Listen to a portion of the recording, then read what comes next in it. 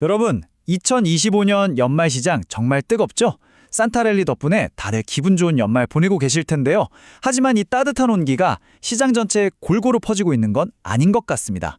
어떤 곳은 그야말로 축제 분위기인데 또 어떤 곳은 찬바람이 쌩쌩 불고 있거든요. 오늘 바로 이 거대한 자금 흐름의 엇갈림, 소위 스마트머니가 2026년을 향해 과연 어디로 흘러가고 있는지 그 핵심을 아주 날카롭게 파헤쳐보겠습니다. 자, 본격적인 얘기에 앞서서요, 늘 드리는 안내 말씀이죠. 오늘 전해드리는 내용은 여러분의 투자 판단에 도움을 드리기 위한 정보 제공의 목적입니다.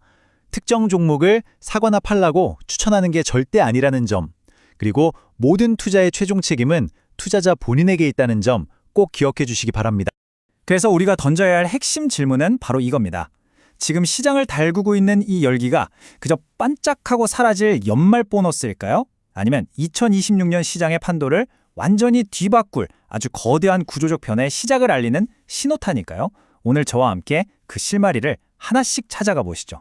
그래서 오늘은요, 먼저 시장 전체를 둘러싼 거시경제의 큰 바람, 세 가지 순풍을 살펴볼 거고요. 그 다음에 돈이 무섭게 몰리고 있는 AI 반도체, 그리고 희비가 엇갈리는 자동차 산업을 집중적으로 들여다보겠습니다.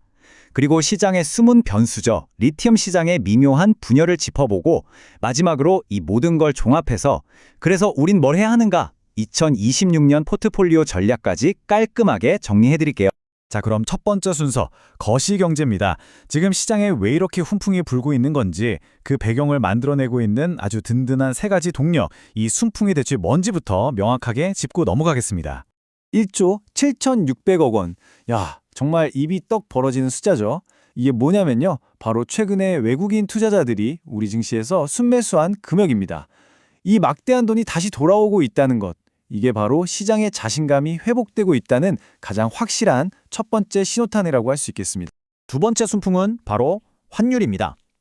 한때 1,500원을 넘보면서 우리 속을 그렇게 태웠던 원달러 환율이 이제 1,430원대에서 안정을 찾고 있어요. 외국인 투자자들 입장에선 환차손이라는 골치 아픈 변수가 하나 줄어든 셈이니 한국 시장에 투자하기가 훨씬 마음 편해진 거죠. 그리고 마지막 세 번째 순풍은 시장의 공포지수라고 불리는 VIX입니다. 13.4. 이 숫자는 연중 최저 수준이에요. 마치 그 거칠었던 롤러코스터 장세가 끝나고 시장이 드디어 평온을 되찾았다는, 투자 심리가 완전히 안정권에 접어들었다는 걸 보여주는 아주 명백한 증거입니다.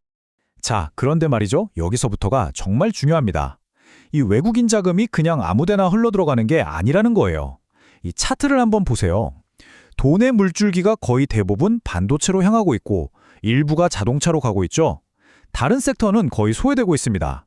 바로 이것이 오늘 제가 말씀드릴 이야기의 핵심, 거대한 분화가 시작되는 지점입니다. 그렇다면 스마트머니가 가장 먼저 아주 강력하게 깃발을 꽂은 그곳, 도무지 멈출 기미가 보이지 않는 AI라는 엔진을 장착한 반도체 섹터, 그 심장부로 지금 바로 들어가 보겠습니다. 200억 달러, 우리 돈으로 환산하면 무려 29조 원에 달하는 어마어마한 금액입니다. 반도체 제국의 황제 엔비디아가 AI 추론칩 전문 기업인 그록을 인수하는 데 쓴 돈이에요. 이건 그냥 회사 하나 사들인 M&A가 아닙니다. AI 시장에 처음부터 끝까지 모든 것을 지배하겠다는 엔비디아의 야심을 아주 노골적으로 드러낸 그야말로 공격적인 선전포고죠. 그록의 핵심 무기는 바로 LPU, 언어 처리 장치라는 건데요. 이게 뭐냐면 좀 쉽게 비유해 볼게요. 우리가 아는 GPU가 AI에게 도서관의 책을 전부 다 읽게 해서 지식을 쌓게 하는, 즉 학습을 시키는 선생님이라면, 이 LPU는 그 방대한 지식을 바탕으로 우리가 던지는 질문에 순식간에 생각하고 답하게 만드는, 즉 추론을 전담하는 특급 전문가인 셈입니다. 그리고 이 엄청난 전문가, 이 LPU가 어디서 태어나는지 아세요? 바로 삼성의 파운드리 공장에서 만들어진다는 겁니다. 이게 핵심이에요. 이 표를 보시면 지금 AI 반도체 전쟁의 판도가 한눈에 들어오죠? 엔비디아는 그록을 인수해서 학습 시장을 넘어 추론 시장까지 먹으려고 하고 있습니다. 이에 맞서는 삼성전자는 AI의 필수 부품인 HBM 메모리와 세계 최고 수준의 파운드리 기술이라는 막강한 무기를 들고 자체 GPU 개발까지 선언하며 정면 승부를 준비하고 있죠. 결국 이 싸움은요, AI 칩 생산의 패권이 한국과 대만, 이른바 한대 연합으로 완전히 굳어지는 흐름을 더 빠르게 만들고 있습니다. 자, 그래서 그 결과가 어떨 것이냐에 대한 시장의 예측이 바로 이겁니다. 노무라증권 보고서인데요. 2026년 삼성전자 영업이익 전망치 133조 원. 네, 제가 잘못 읽은 게 아닙니다. 133조요. 정말 믿기 힘든 숫자죠? 이건 단순히 반도체 몇 개 더 팔린다는 차원의 얘기가 아니에요. AI 시대의 모든 데이터를 처리하는 핵심 인프라를 장악하면서 생겨나는 그 막대한 부가 어디로 흘러 들어가는지를 가장 극명하게 보여주는 숫자입니다. 자, 뜨거운 반도체 시장에서 나와서 이번엔 좀 다른 분위기의 동네로 가보겠습니다. 바로 두 번째 돈의 행선지, 자동차 섹터인데요. 여긴 반도체와는 분위기가 완전히 달라요. 단기적으로는 전기차 수요가 둔화된다는 먹구름이 껴있고 장기적으로는 자율주행이라는 거대한 새벽이 밝아오고 있는 그야말로 폭풍전야의 기로에 서 있는 곳입니다. 모건 스탠리 보고서를 보면 이 자율주행 경쟁을 두 거인의 철학 대결로 표현하고 있어요. 한쪽은 안전이 최고야, 달 수 있는 건 다 달자는 하드웨어 모범생 웨이모, 라이다, 레이더, 카메라, 가능한 모든 센서를 달아서 안전을 확보하려는 거죠. 다른 한쪽은 아니야, 인간의 눈처럼 카메라랑 똑똑한 뇌만 있으면 돼 라고 외치는 AI 천재 테슬라입니다. 이 두 철학 중에 과연 누가 미래 자동차 시장의 표준이 될 것인가? 여기에 자동차 산업의 운명이 걸려 있다고 해도 과언이 아닙니다. 하지만 그 멋진 미래와는 달리 지금 당장 전기차 시장의 현실은 글쎄요, 좀 춥습니다. 포드는 대규모 리콜 사태를 겪고 있고요. 절대 강자 테슬라마저도 안전성 문제로 조사를 받고 있죠. 심지어 GM은 재고가 너무 많이 쌓여서 공장 가동을 멈추게까지 했습니다. 수요가 분화된다는 역풍이 생각보다 훨씬 거세게 불고 있는 거죠. 이런 상황에서 LG 에너지 솔루션이 4조 원이 넘는 자산을 매각했다는 소식이 들려왔어요. 여러분은 이게 어떻게 보이시나요? 전기차 시장 둔화에 대비해서 미리 현금을 확보하고 몸집을 가볍게 하려는 아주 영리한 전략일까요? 아니면 더 이상 과거처럼 공격적인 투자는 어렵다는 야망이 축소되고 있다는 경고 신호일까요? 이 질문에 대한 시장의 답이 앞으로 K배터리의 미래를 좌우하게 될 겁니다. 자, 세 번째 파트는 시장의 진짜 와일드카드, 리튬 시장의 속사정을 한번 들여다볼까요? 우리는 흔히 리튬을 2차 전지의 핵심 원료, 하얀 석유라고만 생각하잖아요. 그런데 그 속을 자세히 들여다보면 모든 리튬이 다 똑같은 리튬이 아니다라는 아주 거대한 분열이 일어나고 있습니다. 이 표가 그 분열을 아주 명확하게 보여줍니다.